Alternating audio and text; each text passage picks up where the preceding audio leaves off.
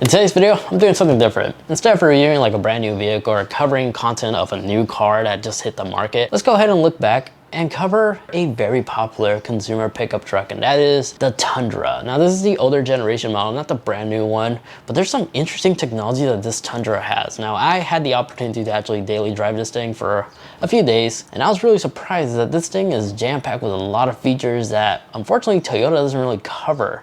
So in today's video, if you have one of these smart keys, I'm gonna go ahead and show you how you can remote start your vehicle, some cool features that the door handles have, and cover some exclusive things that this generation Tundra has to offer. So if you're car shopping for a used Tundra, here's all the cool bells and whistles that this body style has to offer. Let's get started. So with the smart key, this also works on Tacomas, believe it or not. We should all know, as you approach the vehicle, it will automatically unlock as soon as you pull on the door handle. And to lock, you simply just tap on these little grooves right here and will also wirelessly lock the vehicle. But if you have this remote, you can actually remote start this truck by simply pressing on the lock buttons 3 times, but hold down on the 3rd time for a few seconds until the orange indicator begins flashing. And then if you keep holding it, it's gonna remote start the vehicle. Now this remote start is a little bit different than your standard remote start that you typically will find on other cars, because as soon as you open up the door, it's gonna automatically turn off and you have to manually push to start.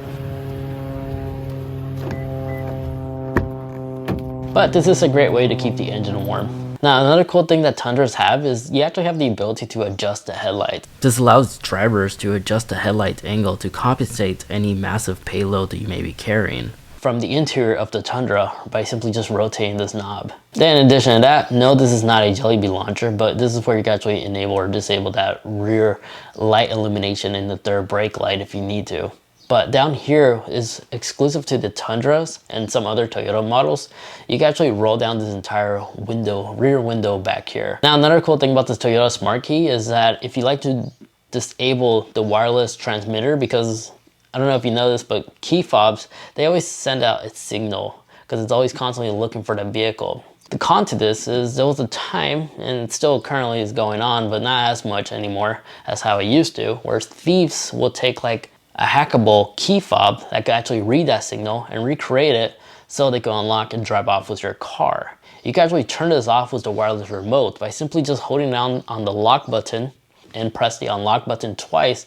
The red LED indicator will flash a couple of times, and this will actually disable that wireless key fob ability. So when you approach the vehicle, it's not going to automatically unlock until you manually press the unlock button. And once you do that, it will resume the wireless transmitter. So if you park in a sketchy area and you want to add a level of security, that's how you can actually disable the wireless transmitter functionality. It was really impressive that Toyota enabled this, but it's not labeled on the remote. So the only way somebody was able to discover this is by simply just messing with the key. But yeah, there you go. That's how you can actually go ahead and disable that. And then as an added bonus, unfortunately, wireless CarPlay isn't available on this generation Tundra, but there is this wireless transmitter that I've been using, and it works extremely well even on this model of Tundra. So if you want to enable wireless Apple CarPlay, I highly recommend picking up this dongle.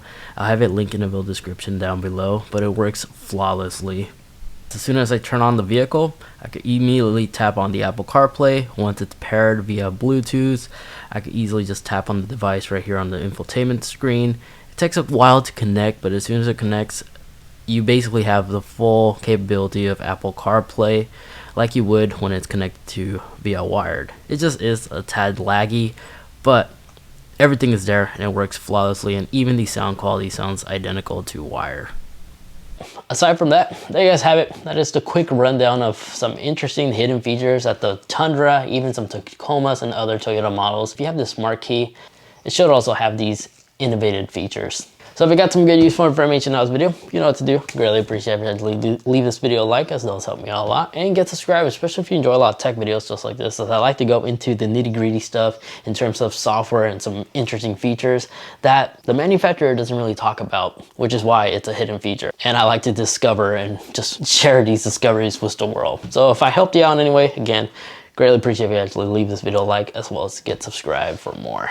If you'd like to watch more car content stuff, check out this video over here as I go through all the amazing hidden features that the brand new Kia EV6 has to offer. And surprisingly, it has a lot more than Teslas typically come equipped with, which is quite interesting. And then that video over there, that is just a video YouTube's recommending specifically for you. Thank you so much for watching. Take care, and I'll catch you all in the next one. See ya.